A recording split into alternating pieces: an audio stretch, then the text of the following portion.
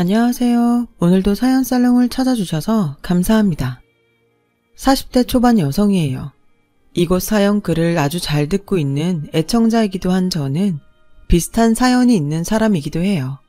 그래서 어떤 사연들은 정말 제 얘기 같고 어찌나 공감이 가던지 제 얘기를 한번 보내면 어떨까 하는 생각이 들었어요.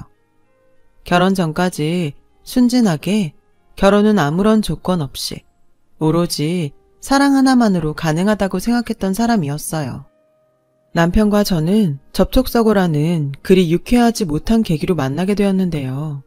초보 운전이었던 저는 처음 겪게 된 교통사고에 보험을 부를 생각도 못할 만큼 당황하고 놀랬는데 피해자였던 남편이 저를 다독이며 괜찮다고 다친 데 없어도 병원에는 꼭 가보라고 말해주면서 남편과 연이 닿게 되었어요. 남편 입장에서는 충분히 억울하고 화가 날 상황이었죠. 그런데 하나부터 열까지 세심하게 초보인 저를 많이 배려해주니 어찌나 미안하고 고맙던지요. 저희는 그렇게 3년이란 시간을 거치며 피해자와 가해자에서 연인으로 부부 사이가 될 수 있었어요. 하지만 아이러니하게도 저에게는 한없이 좋은 사람인데 주변에서는 이런 남편을 알아보지 못했어요. 심지어 부모님까지도요. 부모님은 대놓고 남편을 만나지 말라고는 하지 않았지만 은근 깊은 사이까지는 가지 않았으면 하는 눈치였는데 그때 당시는 제가 눈에 콩깍지가 씌어도 단단히 씌어서 그런 눈치를 외면해버렸죠. 그러면서 저는 저대로 서운한 마음과 답답한 마음이 공존했었는데요. 다들 왜 사람을 보지 않고 다른 것을 기준으로 남편을 판단할까 하는 마음에 일종의 오기가 발동해서 남편에게 청혼을 받기도 전이었는데 결혼을 결심했어요. 이렇게 나중에 후회할 줄도 모르고요. 부모님은 제가 남편과 결혼하겠다는 말에 조금 더 신중하게 생각해보라고 말리시기도 했지만 제 마음이 워낙 확고하고 제가 또 남편 아니면 안 된다며 고집을 피우자 하는 수 없이 결혼을 허락해 주셨어요. 지금 생각해보면 남편은 어릴 때 아버지와 돌아가셔서 저와 결혼하기 전까지 홀어머니와 단 둘이 살았는데 아마도 저희 부모님은 홀 시어머니를 감당해야 할 제가 걱정이셨던 것 같아요. 하지만 사랑에 그리고 결혼에 눈먼 딸인 제가 거기까지는 깊게 생각했을 리가 없죠. 단순히 남편이 홀어머니에 대한 효심이 남다르고 사람이 좋으니 저희 부모님에게는 물론이고 저한테도 당연히 잘할 거라고 믿었던 것이 함정이었어요. 그렇게 저희 집 부모님의 허락이 떨어졌습니다. 곧이어 저는 남편 집에 결혼 허락을 받기 위해 인사를 갔어요. 그리고 그날 처음으로 시어머니를 뵙게 되었는데요. 첫인상이 주변의 걱정과 달리 온화하시고 상냥해서 저는 그 집 문턱을 넘자마자 안도감이 들었어요. 그렇게 예비 시어머니는 저를 아주 반갑게 맞아주셨고 또 정성스럽게 차린 음식으로 저녁 식사 대접을 해주시는데 당신의 하나밖에 없는 아들이 결혼한다고 며느리감을 데려와서인지 예비 시어머니는 먼저 하늘나라로 간 당신의 남편이 생각난다며 금방 눈시울을 붉히시고는 그것을 시작으로 식사하는 내내 돌아가신 예비 시아버지의 이야기를 하기 시작하셨어요. 결혼도 하기 전에 이런 말하면 싫어할 수도 있겠지만 이제 너도 우리 집 식구가 되는 거니 우리 집 이야기를 조금 하마. 괜찮지? 네, 괜찮아요. 저도 결혼하면 알아야 하니 신경 쓰지 마시고 편하게 이야기하세요.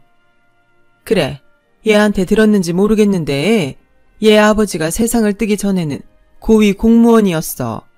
만약 그때 죽지 않고 지금까지 살았다면 지역의원이나 국회의원을 하고 있을지도 모른다고 생각한다. 그만큼 사람이 어질고 심지가 고든 게 정말 아까운 인재였지. 에휴, 또 생각하니까 눈물이 나네. 뭐가 급하다고 하늘의 능력 좋고 앞길 창창한 우리 남편을 데려갔는지. 나는 지금도 하늘이 원망스럽다. 처음엔 아무것도 몰랐기에 저는 저 나름대로 예비 시어머니를 이해했어요. 근데 지금 생각해보면 그건 죽은 남편에 대한 그리움이 아니라 죽었지만 살아있을 적엔 고위 공무원이었다는 말을 하고 싶었던 것 같아요. 그날 이후에도 걸핏하면 시어머니는 당신의 남편이 고위 공무원이었는데 라는 말을 달고 사셨거든요. 그때라도 시어머니의 의중을 눈치챘어야 했는데 지금은 빤히 보이는 것들을 저는 그때 보지 못했어요. 그놈의 사랑이 뭔지 남편에 대한 마음이 아주 충만했기에 시어머니의 의도도 파악하지 못하고 그저 얼마나 남편을 사랑하고 그리우면 늘 남편 이야기를 입에 달고 사실까? 라고 생각했어요.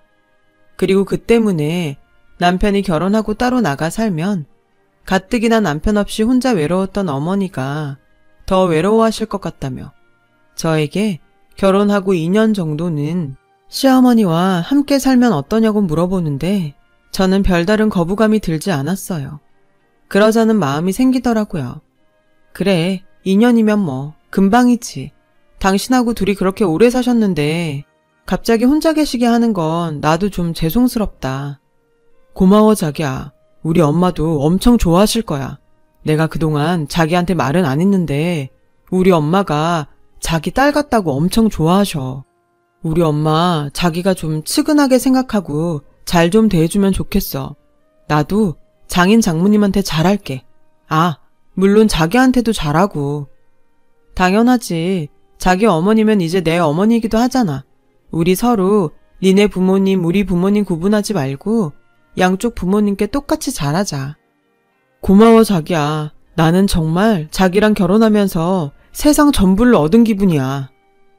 저는 사탕 발린 같은 소리일지라도 남편의 그 말이 참 좋았어요. 그래서 시어머니와 함께 시작하는 신혼이란 사실에 저희 부모님이 길길이 뛰어도 제가 다 감당할 수 있다고 매일같이 설득했어요. 그리고 드디어 결혼식을 올리고 꿈에 그리던 신혼생활을 시댁에서 시작했는데 저희 어리석은 기대와 생각은 그때부터 엇나가기 시작했어요. 그야말로 최악으로 치닫기 시작했죠. 물론 아주 처음부터 그랬던 건 아니었어요. 어찌나 자연스럽게 흘렀는지 지금 생각해도 너무 어이가 없네요. 저는 결혼하고 한 달 정도가 지나 다니던 회사 계약의 기간 종료로 본의 아니게 쉬게 되었어요. 그러면서 시어머니는 조금씩 그리고 거의 매일 저에게 잔소리와 집안일을 시켰어요. 그때까지 별 의심을 하지 않았는데 3개월이 지나 어느 때처럼 집안일을 하고 있는데 시어머니에게서 지금 생각해도 황당한 요구를 받게 되었죠. 예, 이 옷 우리 아들 옷이지 않니? 이 옷은 세탁기에 넣지 말고 손수 비벼 빨아라. 자고로 남자는 집에서부터 대접을 받고 살아야 나가서 성공하는 거야. 게다가 우리 아들은 고위공무원 아들의 3대 독자인데 집에서 노는 네가 신경을 좀 써야 하지 않겠니? 어머니, 이 옷은 그냥 면티인데요. 그리고 저 집에서 놀지 않고 이렇게 매일 일하고 있잖아요. 저도 나가서 일하고 싶어요. 그러려면 나가서 구직 활동도 해야 하는데. 야, 너는 왜 그렇게 말이 많니?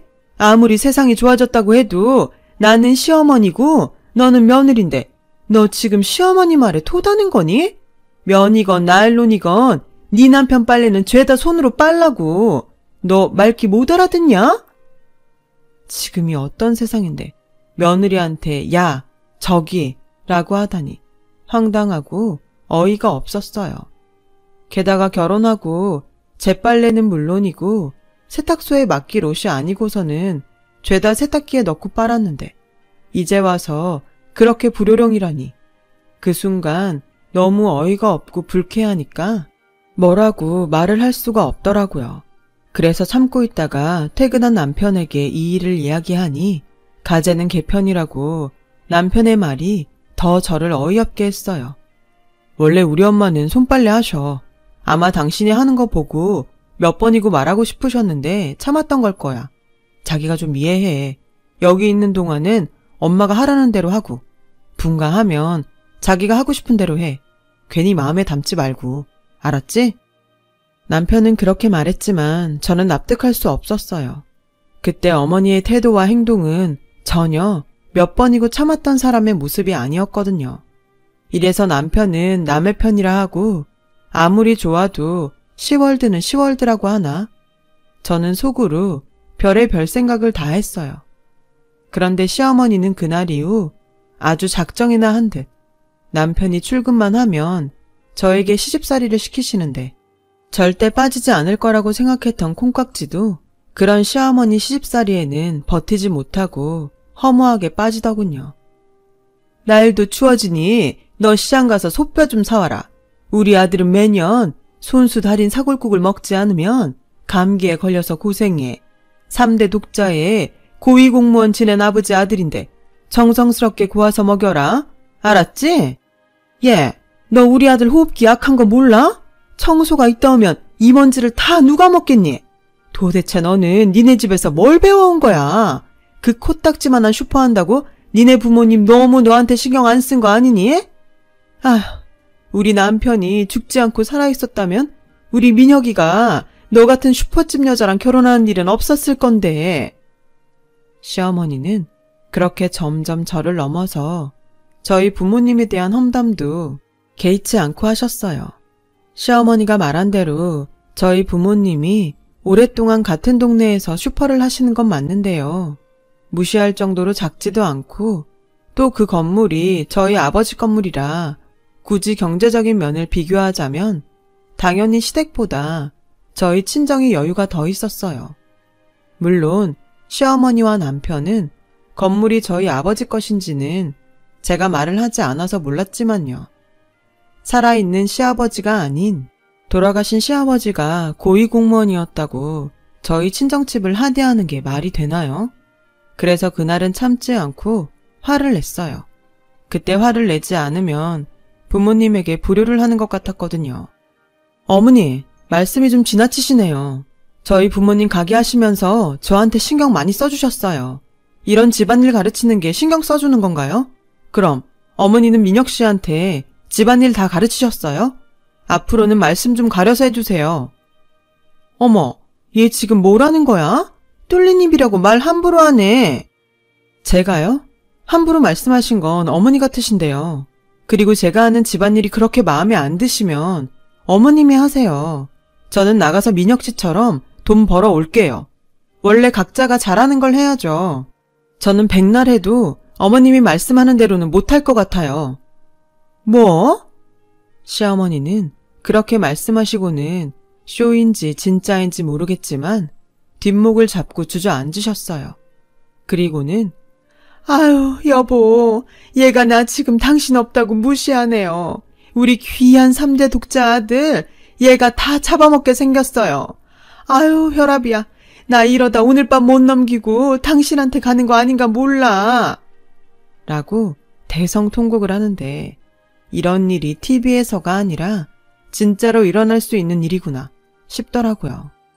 그리고 2년이란 시간을 다 채우기는 힘들지 않을까 고민하게 되었고 타이밍 좋게도 제가 임신을 하면서 분가할 명분이 주어졌어요. 그래서 임신 사실을 남편에게 알리던 날 조심스럽게 분가 얘기를 꺼냈죠. 자기야, 나 임신하고 곧 있으면 입덧도 할 텐데 아무래도 어머니랑 계속 같이 있기는 힘들 것 같아. 왜? 오히려 엄마랑 있는 게 더 낫지 않아? 게다가 아이 태어나면 자기 몸조리도 그렇고 아이 봐주는 것도 다 엄마가 도와줄 수 있잖아. 장모님은 가게 때문에 바쁘실 테니 이대로 엄마랑 지내는 게 나는 더 괜찮은 것 같은데. 남편은 아무것도 모르고 계속 제가 임신했기 때문에 더욱더 자기 엄마의 도움을 받아야 한다고 주장했고 저는 차마 당신 어머니 때문에 스트레스 받아서 여기 있을 수 없다는 말을 하지 못해 끙끙 앓아야 했어요. 지금 생각하면 바보 같지만 그때 당시는 시어머니하고는 사이가 변했어도 남편하고는 변하고 싶지 않았거든요. 그러면서 은근히 이제 혼몸도 아니고 남편을 3대 독자라 그렇게 극진히 하는데 제가 그 아들을 낳을 수도 있으니까 더는 저에게 시집살이를 시키지 않지 않을까 하는 기대를 하기도 했는데요. 기대와 달리 시어머니는 평소랑 똑같이 청소며 손빨래를 시키셨고 입덧이 심해져 주방에 있기도 힘든 저에게 나 때는 임신했어도 김장 100포기씩 하고 밤새 사골 끓이며 할 거 다 했다 라며 도끼 눈을 하고 엄살 피울 생각하지 말라고 하시더라고요. 그러면서 남편이 퇴근하면 마치 자기가 언제 저에게 그랬냐는 듯 다른 얼굴을 하더군요. 또 어떤 날은 저에겐 개모임을 간다고 하시고는 남편에게 연락해 제가 입덧이 심해 집에서 저녁 먹기가 미안하니 밖에서 간단히 먹고 들어가자고 하셨다는데 저도 사람인데 더는 참을 수가 없었어요. 자기, 내가 요즘 어떻게 사는 줄 알아? 자기 옷은 죄다 손빨래하고 어머니는 그 쉬운 청소기 한 번을 안 돌리셔. 내가 임신해서 입덧 때문에 그렇게 힘들어하는데도 당신 어머니 당신이 먹고 싶은 음식은 꼭 만들어 오라고 하고 근데 입덧하는 나한테 미안해서 밖에서 식사를 하신다고? 내가 이러고 살아야 해? 나 힘들어. 내가 이러고 살려고 당신이랑 결혼했어? 지금 무슨 말을 하는 거야? 아무리 임신해서 힘들어도 거짓말은 하지 말아야지. 우리 엄마가 당신 얼마나 생각하는데. 그리고 우리 엄마가 어른이잖아. 당신 가만 보면 우리 엄마한테 예의가 없는 것 같아. 설령 자기 말이 맞다고 해도 자기가 며느린데 할 수도 있지 않아? 뭐? 당신 지금 그걸 말이라고 하는 거야? 며느리니까 할 수도 있다고? 그래, 나도 어머니가 상식적으로 이해가 가면 할 수 있는 건 할 수 있지. 근데 나도 우리 집에선 귀한 딸이야. 이런 거지 같은 대우를 받으면서 군말 없이 며느리니까 당신의 종처럼 살라는 거야? 아, 말을 해도 참. 나도 힘들어. 당신은 이제 회사 생활 안 하니까 속 편해서 그러나 본데 나는 회사 일도 힘든데 거기에 자기 짜증까지 받아야 한다고. 그래서 뭐 당신이 원하는 대로 엄마한테 엄마 때문에 힘들어서 여기 못 살겠으니 나가겠다고 하면 돼? 그럼 나 좀 편하게 해줄래? 진작 못할 거면 처음부터 못하겠다고 하지. 이게 뭐냐? 저는 어이없게도 제 탓을 하는 남편을 보고 뒤통수를 세게 얻어맞은 기분이 들었어요. 제가 결혼하기 전에 다른 거 뭐 본 게 있나요? 사람 하나, 사랑 하나 봤잖아요. 근데 지금 제가 사는 꼴을 보니 왜 그때 사람들이 다 저를 말렸는지 알 것 같더라고요. 결혼 전 남편의 모습은 어디로 가고 자기만 힘들다고 제 힘듦은 이해하지 못하고 그저 투정 정도로만 여기는 남편을 보고 있자니 제 스스로가 그렇게 초라하게 느껴질 수가 없었어요. 만약 임신 중이 아니었더라면 저는 그때 망설임 없이 이혼을 하고 싶었는데요. 뱃속에 아이도 있고 남편과 헤어지면 저 혼자 아이를 키워야 할 텐데 그러려면 친정 부모님에게 손을 벌려야 하니 이혼은 정말 더 참다 진짜 안 되겠다 싶으면 해야겠다는 생각이 들더라고요. 아무래도 친정 부모님의 반대를 무릅쓰고 한 결혼이었으니까요. 생각이 거기까지 미치니 저는 자연스럽게 어디에도 끼지 못하고 혼자 외롭게 지내야 했어요. 그때부터였던 것 같아요. 평생 모르고 살던 우울증이라는 병이 생기고 말았어요. 시어머니도 그런 저에게 지 팔자 지가 꼬는 거지 라고 비난했고 남편은 우울증이 먹고 살 고민 없는 배부른 사람이 괜히 걸리는 병이라며 저를 한심스럽게 보는데 배는 불러오고 어디 한 군데 마음 붙일 곳이 없으니 내가 결혼을 한 건지 이 집의 시어머니와 남편 사이에 끼어서 집안일 해주러 온 사람인지 모르겠더라고요. 그러던 어느 날이었어요. 그날은 아침부터 너무 힘이 들어서 일어나지 못했는데 아침이면 꼭 밥을 먹고 출근해야 하는 남편이 저에게 아침밥 타령을 하는 거예요. 전날 술을 먹어서 속이 너무 아프다면서요. 저는 나도 너무 아프니까 오늘은 그냥 가라고 했는데 남편은 가라는 회사는 가지 않고 시어머니에게 제가 아침밥을 차려주지 않는다며 시어머니에게 대신 차려달라고 말을 했더라고요. 그러자 득달같이 시어머니가 저희 부부 방에 들어와 제 얼굴에 찬물 한 바가지를 뿌리셨죠. 저는 속수무책으로 찬물을 뒤집어 쓰고 놀라 자리에서 일어나게 되었어요. 남편은 자기 때문에 일이 커지자 도망치듯 그제야 출근을 했는데 시어머니의 만행은 거기서 끝이 나지 않았어요. 결국 아침밥을 굶고 출근한 남편을 보고 시어머니는 눈이 돌아 이렇게 말씀하셨거든요. 어디 감히 3대 독자 내 아들을 굶겨? 네가 그러고도 내 집에서 편하게 살 줄 알아? 너 같은 며느리 필요 없으니까 당장 나가. 저는 그때 잠옷바람인 채로 집 밖에 쫓겨났어요. 그때가 1월 한겨울이었는데 게다가 좋지 않은 몸에 찬물까지 뒤집어 썼으니 제가 느끼는 추위는 말도 못했죠. 제가 알겠으니 패딩이랑 지갑만이라도 달라고 그렇게 애원을 해도 시어머니는 닫힌 문을 열어주지 않았어요. 결국 추위에 떨다 쓰러졌습니다. 지나가는 사람의 신고로 병원에 실려왔지만 제가 정신이 들었을 때는 아이는 이미 저 멀리 떠난 후였어요. 엄마로서 자식을 지키지 못한 죄책감과 저를 이런 상황까지 내몬 남편과 시어머니에 대한 분노는 그야말로 저 자신까지 집어삼킬 정도였어요. 저는 그 길로 뒤도 돌아보지 않고 남편과 헤어져 그 망할 집구석에 다시는 들어가지 않겠다는 다짐을 했어요. 그래서 제 소식에 놀라 한 걸음에 달려온 친정 부모님을 붙잡고 그동안 당한 서름과 병원에 오게 된 일들을 모조리 이야기하게 되었어요.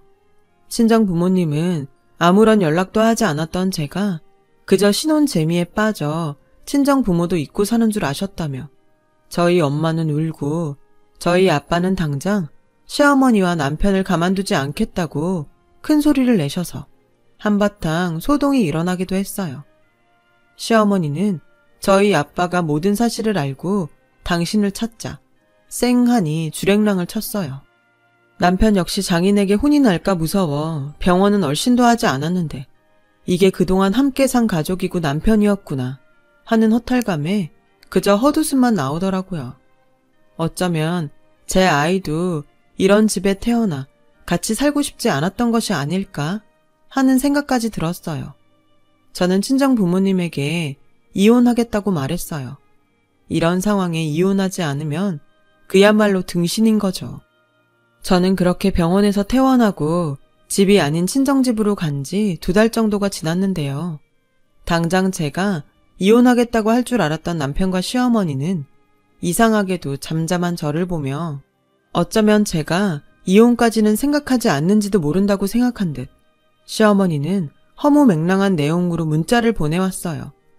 그 정도면 너도 할 만큼 했다. 나도 참는데 한계가 있어. 딸 자식은 결혼하면 출가 외인인데 이제 그만 집으로 돌아와라. 이번 일로 너도 반성 많이 했지? 반성 같은 소리 하네. 저는 끝까지 경우 없는 시어머니의 태도와 그때까지도 연락 한번 하지 않는 남편에게 괘씸해 남편에게 이혼하자고 먼저 연락을 했죠. 남편은 알겠다며 제 짐이 집에 있으니 와서 이혼 서류에 도장도 찍고 짐도 가져가라고 하더군요. 저는 알겠다고 하고 그날 저녁 이혼 서류 준비를 해서 다시는 가고 싶지 않은 시댁으로 들어갔어요. 시어머니는 저를 보자마자 도끼 눈을 하며 들고 있던 리모컨을 던지는데 저도 화가 나서 땅에 떨어진 리모컨을 주워 시어머니가 하신 대로 똑같이 던져버렸어요. 어머, 얘 하는 행동 봐. 이래서 사람은 가정교육이 중요한 거야. 니네 부모님은 여태 너를 집에 돌려보내지도 않고 뭐 했다니? 아, 그 코딱지만한 슈퍼 하느라 너한테 관심도 없지? 저기요, 전에도 말씀드렸는데 저희 부모님 저한테 관심 엄청 많으세요. 눈 있으면 이것 좀 보실래요? 저는 미리 준비한 등기부 등본 봉투를 시어머니에게 리모컨 던지듯 던졌어요. 그러자 시어머니는 뭘 가지고 와서 유세를 떠냐며 봉투를 열었고 여태 슈퍼가 있던 건물이 저희 친정 건물인 걸 까맣게 모르던 시어머니는 손을 바르르 떨며 할 말을 잃으시는데 저는 이제는 제 차례 같아서 당한 만큼 갚아주자는 생각이 들었어요. 보셨죠? 저희 부모님이 이혼해도 걱정하지 말라고 건물을 제 앞으로 해주셨어요. 가정교육 말씀하시던데 그래서 어머니 아들은 어떤가요? 아침밥 안 해준다고 그 사단을 만들고 자기 자식이 당신 엄마 때문에 그렇게 됐는데 그 사람 일말의 죄책감은 있을까요? 그때였어요. 돌아온 남편이 저와 시어머니가 또 한바탕 하는 모습을 보고 한숨을 쉬더니 제가 준비해간 이혼 서류에 도장을 찍으려 하는 순간 시어머니가 그 서류를 남편에게 뺏어서 북북 찢어버리셨어요. 엄마, 뭐 하는 거야? 너 이혼하지 마. 절대 이혼하면 안 돼. 엄마, 나도 너무 힘들어. 더는 이렇게는 못 산다니까. 됐고, 너 이것 좀 봐. 글쎄, 쟤네 슈퍼가 그냥 슈퍼가 아니더라고. 너 몰랐어? 그 건물이 네 처갓 건걸? 그리고 이번에 그 건물을 쟤한테 줬는데 네가 왜 이혼을 해? 쟤한테 저런 삼각 건물이 있는데. 그래서 뭐, 건물 있으니까 이젠 이혼하지 말고 저 사람한테 충성하고 살라고? 누가 충성하래? 그냥 이혼만 하지 말라고. 작은 소리로 하는 소리였지만 어찌나 제 귀에 잘 들리는지 저는 기가 차서 말이 다 나오지 않았어요. 이혼은 어차피 하게 될 거예요. 제가 합의 이혼 안 해주면 소송 걸 거예요. 그리고 그 추운 날 저를 내쫓고 당신 때문에 내 아이도 이렇게 되었는데 이혼 사유가 너무 명백하지 않아요? 저 이거 인터넷이며 저 사람 회사에 다 뿌릴까요? 저 이제 무서울 거 없어요. 새끼도 잃은 애미가 세상에 무서운 게 어딨겠어요? 제가 어머님 3대 독자 한번 망쳐볼까요? 어머, 제가 돈 있다고 눈빛 변한 것 좀 봐. 이게 다 네 아버지 없다고 제가 나를 우습게 하는 거야. 아유, 여보. 어머님은 그렇게 평생 죽은 남편 그늘에 숨어 사세요. 제가 어머님을 우습게 알아요? 어머님이 저한테 한 행동을 생각하세요. 이렇게 된 거 진짜 재판까지 가볼까요? 알았어. 당신도 그만해. 당신 뜻대로 이혼하자. 그래. 그리고 이 말은 꼭 해야겠는데 당신 진짜 비겁해. 처음부터 당신이라도 가운데서 중심을 잘 잡았으면 우리 애기 그렇게 허망하게 가지 않았어. 당신이란 사람은 정말 죄책감도 없니? 그래서 이혼하잖아. 나도 당신 보고 있으면 힘들어. 어쩌다 이렇게 됐나 후회된다고. 남편은 저에게 다음날 법원으로 가서 이혼 서류를 작성하고 바로 제출하자고 했어요. 그러자 남편의 옷자락을 잡아당기며 절대 이혼하면 안 된다고 시어머니가 악을 쓰는데 그 꼬라지를 보니 정말이지 이 집에서 왜 그렇게 바보처럼 살았나 후회가 밀려오더라고요. 그렇게 저는 남편과 이혼을 했어요. 짧았지만 다신 되돌아가고 싶지 않았던 최악의 결혼 생활에 종지부를 찍었죠.